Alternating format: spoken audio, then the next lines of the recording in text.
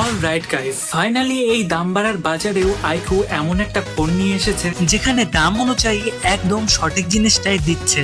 অন্য ব্র্যান্ডের মতো বাইরে থেকে প্রিমিয়াম দেখিয়ে ভেতরে ভেতরে কস্ট কাটিং করে চালাকি করার চেষ্টা করেনি। হ্যাঁ, আমি কথা বলছি iQOO এর নতুন ফোন iQOO Z11 নিয়ে। শুরুতেই বক্সের ভিতরে কি কি পাচ্ছেন সেটা দেখে নি। এখানে একটা ট্রান্সপারেন্ট ব্যাক কভার দেওয়া আছে, যেটা ভালো ব্যাপার। আর সঙ্গে থাকছে 44 ওয়াট ফাস্ট চার্জার এবং type A to type C cable. ফোনের ডিসপ্লেতে স্ক্রিন প্রোটেক্টরও আগে থেকেই লাগানো রয়েছে। এবার ফোনটা হাতে নিয়ে প্রথম ইমপ্রেশন কেমন সেটা বলি।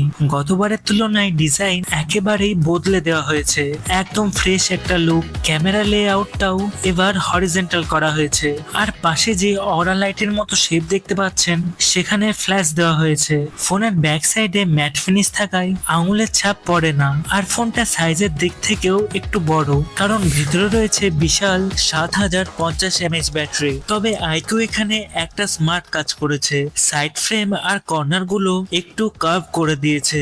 ফলে ফোনটা হাতে ধরলে অ্যাকচুয়াল সাইজের তুলনায় অনেক বেশি স্লিম ফিল হয়। আর ডিউরেবিলিটির দিক থেকে IP68 প্লাস IP69 রেটিং রয়েছে, মানে জল ও ধুলো থেকে ভালো সুরক্ষা পাবেন। সঙ্গে মিলিটারি গ্রেড সার্টিফিকেশনও আছে, তাই ফোনটা রাফ ইউজ করলেও খুব বেশি চিন্তা করতে হবে না।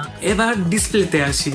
আর এখানে iQOO কিন্তু বেশ ভালো আপডেট করেছে। এখানে রয়েছে 6.83 ইঞ্চের 1.5K কার্ভড অ্যামোলেড ডিসপ্লে, সঙ্গে 144 হার্জ রিফ্রেশ রেট। ডিসপ্লেতে 10 বিট কালার সাপোর্ট রয়েছে এবং HDR10 সাপোর্ট করে। নেটফ্লিক্স, ইউটিউব সব জায়গাতেই HDR কন্টেন্ট দেখতে পারবে। ডিসপ্লে ব্রাইটনেসও যথেষ্ট ভালো, তাই বাইরে কড়া রোদে দাঁড়িয়েও ফোন ব্যবহার করতে কোনো সমস্যা হবে না। আর যারা কার্ভ ডিসপ্লে পছন্দ করেন তাদের তো এই ডিসপ্লে বেশ পছন্দ হবেই। হ্যাঁ, যারা ফ্ল্যাট ডিসপ্লে ছাড়া কিছু পছন্দ করে না তাদের ব্যাপারটা আলাদা। কানেক্টিভিটির দিক থেকে ফোনটা পুরোপুরি 5G সাপোর্টেড, ওয়াইফাই 6, ব্লুটুথ 5.4, এমনকি আয়ার ব্লাস্টারও আছে। মানে এই ফোন দিয়ে আপনি বাড়ির এসি বা টিভি কন্ট্রোল করতে পারবেন। এছাড়া ইন ডিসপ্লে ফিঙ্গারপ্রিন্ট স্ক্যানার আছে, ডুয়াল স্টেরিও স্পিকার দেওয়া হয়েছে, যেটা লাউডনেস সত্যি ভালো।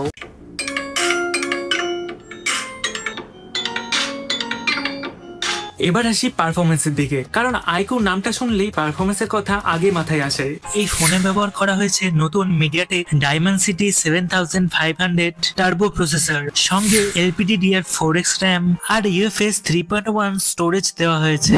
ফোনটার এত স্কোরও প্রায় 10 থেকে 11 লাখের আশেপাশে আছে। সহজ করে বললে এভরিডে ইউজের জন্য এই প্রসেসরটা যথেষ্ট পাওয়ারফুল। অ্যাপ ওপেন করা, মাল্টিটাস্কিং, ভিডিও এডিটিং, সেক্ষেত্রে কোনো সমস্যা হওয়ার কথা নয়। আর গেমিং, BGMI তে 60 FPS এবং COD মোবাইলেও 60 FPS এর কাছাকাছি এক্সপিরিয়েন্স পাবেন। ইন ফিউচার আপডেটের মাধ্যমে ফ্রেম রেট বাড়তে পারে। তবে একটা জিনিস পরিষ্কার করে দিই, এটা কিন্তু হার্ডকোর গেমিং ফোন নয়। আপনি যদি সারাদিন BGMI, COD বা জিনশন ইম্প্যাক্টের মতো হেভি গেম খেলেন তাহলে আরো গেমিং ফোকাসড অপশন দেখতে পারেন। কিন্তু যারা ক্যাজুয়াল গেমিং করেন, মাঝে মধ্যে গেম খেলেন আর এভরিডে ইউজের জন্য স্মুথ পারফরমেন্স চান, তাদের জন্য এটা ভালো অপশন হতে পারে। আর একটা ভালো বিষয় হলো এখানে ভেপার কুলিং চেম্বার দেওয়া হয়েছে, তাই ফোন অস্বাভাবিকভাবে হিট করবে না। সফটওয়্যারের জায়গাতেও এইবার ভালো খবর আছে।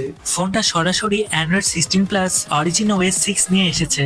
আর iQOO বলেছে 3 বছরের অ্যান্ড্রয়েড আপডেট এবং 5 বছরের সিকিউরিটি আপডেট পাওয়া যাবে। এবার ক্যামেরার কথা বলি। এখানে প্রাইমারি ক্যামেরা 50MP, আর একটা বড় পরিবর্তন হলো আগের Z10 এ আল্ট্রা ওয়াইড ছিল না।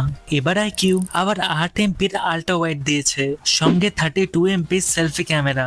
ডে লাইটে মেন ক্যামেরা দিয়ে বেশ ভালো ছবি তোলা যায়। ডাইনামিক রেঞ্জও মোটামুটি ভালো, শ্যাডো আর হাইলাইট দুটোই সামলাতে পারে। তবে পারফেক্ট বলবো না, বিশেষ করে আর্টিফিশিয়াল লাইটিং এ। মেন ক্যামেরা আর আল্ট্রা ওয়াইডের কালার মাঝে মাঝে একটু আলাদা হয়ে যেতে পারে। আর আল্ট্রা ওয়াইড যেহেতু 8MP, তাই লো লাইটে ডিটেল একটু সফট হবেই। কিন্তু ডাইনামিক রেঞ্জের জায়গায় ফোনটা মোটামুটি ভালো কাজ করে। পোর্ট্রেটের জন্য 3টে অপশন পাওয়া যাচ্ছে। মেন ক্যামেরা এর 1x, 1.5x এবং 2x ডিজিটাল জুম অপশন ব্যবহার করতে পারবেন। সেলফিতে এবার একটা ইন্টারেস্টিং ব্যাপার আছে।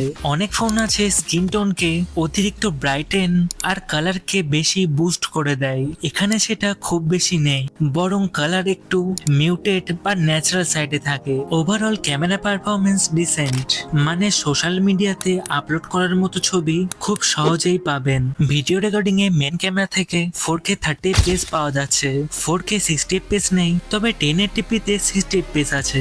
সেলফি ক্যামেরা থেকেও 4K 30 fps পর্যন্ত ভিডিও রেকর্ড করতে পারবেন। এবার আসি সবচেয়ে ইম্পর্টেন্ট জায়গা, দাম। কারণ স্পেসিফিকেশন যতই ভালো হোক, দাম ঠিক না হলে পুরো হিসাবটাই পাল্টে যায়। iQOO Z11 এর বেস ভ্যারিয়েন্ট অর্থাৎ 6GB র্যাম আর 128GB স্টোরেজের দাম রাখা হয়েছে 34,999। তবে অফার আর ডিসকাউন্ট ধরলে প্রায় 31,000-এর কাছাকাছি পাওয়া যেতে পারে। তাই আমার মতে আপনি যদি বড় ব্যাটারি, সুন্দর কার্ভ ডিসপ্লে, ভালো এভরিডে পারফরমেন্স আর ডিসেন্ট ক্যামেরা সব একসঙ্গে চান, তাহলে iQOO Z11 অবশ্যই একবার দেখে নিতে পারেন। বাকি এই ফোনটা নিয়ে কোনো কোশ্চেন থাকলে কমেন্টে অবশ্যই জানাবেন। Till then stay tuned, stay updated.